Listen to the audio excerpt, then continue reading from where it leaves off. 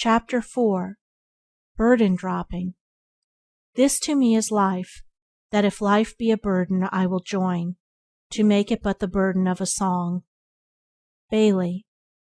Have you heard that it was good to gain the day? I also say it is good to fall. Battles are lost in the same spirit in which they are won. Walt Whitman. We hear and read much about burden bearing, but of the better way of burden dropping very little is heard or known. Yet why should you go about with an oppressive weight at your heart when you might relieve yourself of it and move amongst your fellows heart-free and cheerful? No man carries a burden upon his back except to necessarily transfer something from one place to another. He does not saddle his shoulders with a perpetual burden and then regard himself as a martyr for his pains. And why should you impose upon your mind a useless burden and then add to its weight the miseries of self-condolence and self-pity? Why not abandon both your load and your misery and thus add to the gladness of the world by first making yourself glad? No reason can justify, and no logic can support, the ceaseless carrying of a grievous load. As in things material, a load is only undertaken as a necessary means of transference, and is never a source of sorrow, so in things spiritual, a burden should only be taken up as a means towards some good and necessary end, which, when attained, the burden is put aside, and the carrying of such a burden, far from being a source of grief, would be a cause for rejoicing. We say that bodily mortifications, which some religious ascetics inflict upon themselves, are unnecessary and vain, and are the mental mortifications, which so many people inflict upon themselves, less unnecessary and vain? Where is the burden which should cause unhappiness and sorrow? It does not exist. If a thing is to be done, let it be done cheerfully, and not with the inward groanings and lamentations. It is of the highest wisdom to embrace necessity as a friend and guide. It is of the greatest folly to scowl upon necessity as an enemy, and to wish or try to overcome or avoid her. We meet our own at every turn, and duties only become oppressive loads when we refuse to recognize and embrace them. He who does any necessary thing in a niggardly and complaining spirit, hunting the while after unnecessary pleasures, lashes himself with the scorpions of misery and disappointment, and imposes upon himself a doubly weighted burden of weariness and unrest, under which he incessantly groans. Wake thou, O self, to better things, to yonder heights uplift thy wings. Take up the psalm of life anew, sing the good, sing of the true, sing of full victory over wrong. Make thou a richer, sweeter song. Out of thy doubting, care, and pain, weave thou a joyous, glad refrain. Out of thy thorns a crown weave thou, of rare rejoicing. Sing thou now.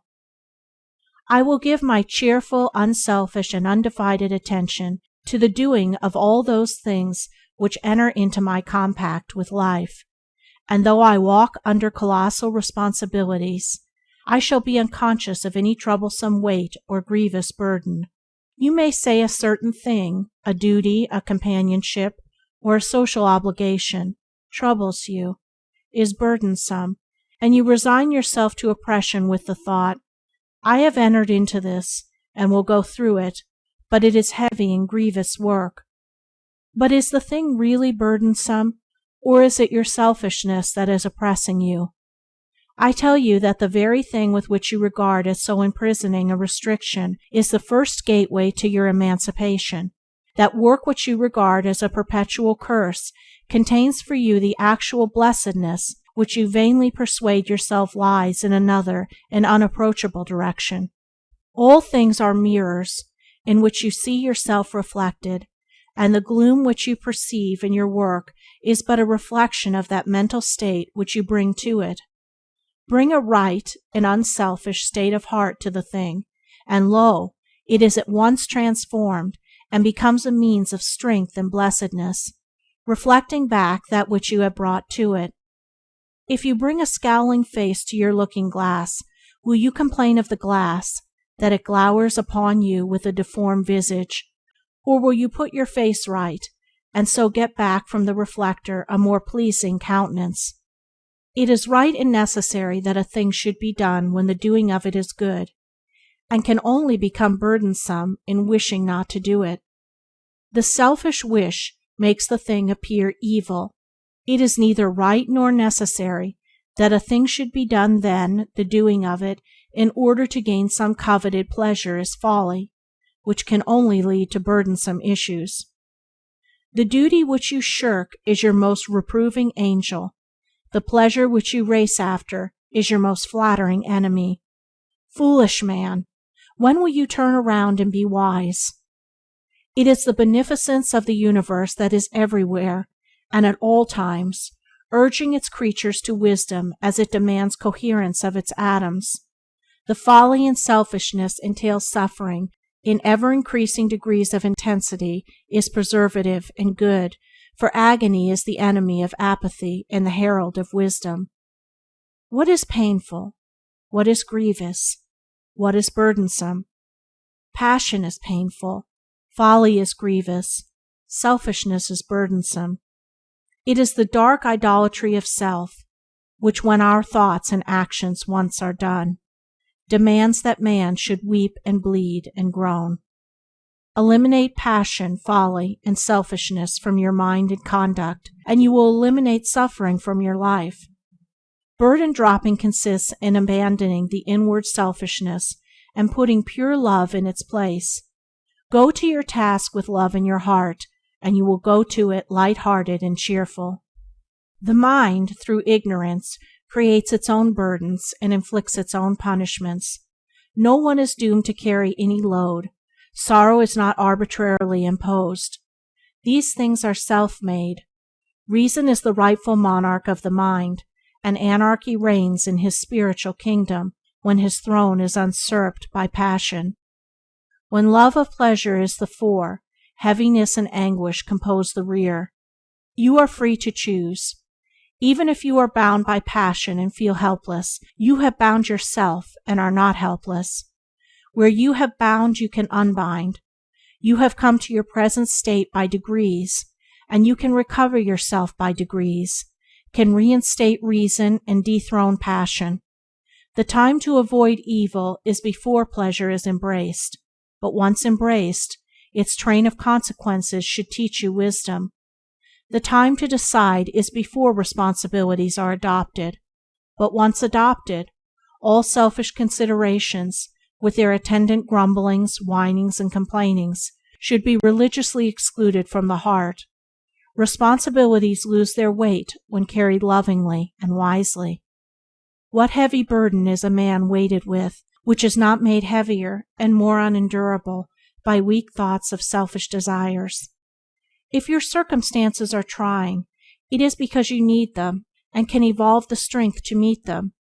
They are trying because there is some weak spot within you, and they will continue to be trying until that spot is eradicated. Be glad that you have the opportunity of becoming stronger and wiser. No circumstances can be trying to wisdom. Nothing can weary love. Stop brooding over your own trying circumstances and contemplate the lives of some of those about you. Here is a woman with a large family who has to make ends meet on £1 a week. She performs all her domestic duties, down to the washing, finds time to attend on sick neighbors, and manages to keep entirely out of the two common quagmires, debt and despondency. She is cheerful from morning to night, and never complains of her trying circumstances. She is perennially cheerful because she is unselfish. She is happy in the thought that she is the means of happiness to others. Were she to brood upon the holidays, the pretty baubles, the lazy hours of which she is deprived, the plays she cannot see, the music she cannot hear, the books she cannot read, the parties she cannot attend, the good she might do, the friendships she is debarred from forming, of the many pleasures which might only be hers if the circumstances were more favorable. If she brooded, thus what a miserable creature she would be, how unbearably laborious her work would become, how every little domestic duty would hang like a millstone about her neck, dragging her down to the grave, which unless she altered her state of mind she would quickly reach, killed by selfishness. But in not living in the vain desires for herself, she is relieved of all burdens and is happy. Cheerfulness and unselfishness are sworn friends. Love knows no heavy toil.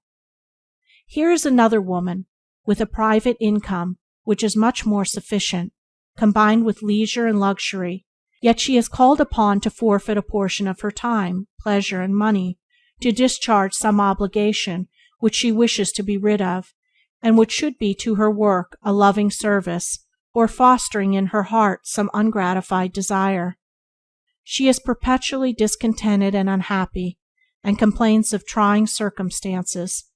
Discontent and selfishness are inseparable companions.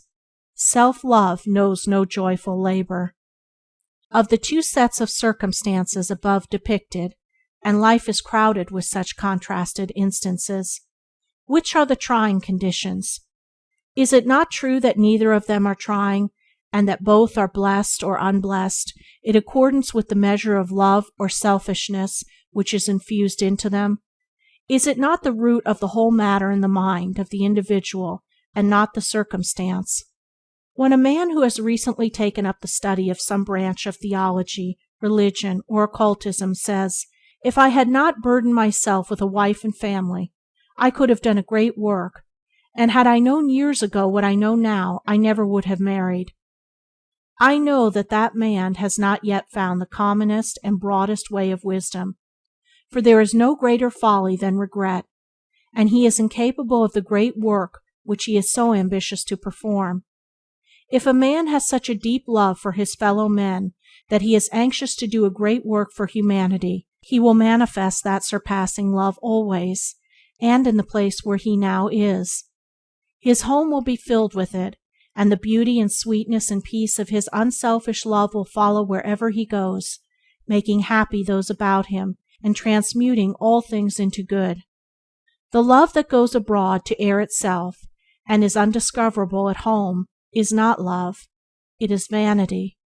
Have I not seen, O pitiful sight, the cheerless home and neglected children of the misguided missioner and religionist? It is on such self-delusion as this that self-pity and self-martyrdom ever wait, and its self-inflicted misery is regarded by the deluded one as holy and religious burden which he or she is called upon to bear. Only a great man can do great work, and he will be great wherever he is, and will do his noble work under whatsoever circumstances he may find himself, when he has unfolded and revealed that work. Thou who art so anxious to work for humanity, to help thy fellow men, begin that work at home. Help thyself, thy neighbor, thy wife, thy child. Do not be deluded until thou doest, with utmost faithfulness, the nearer and the lesser thou canst not do, the farther and greater.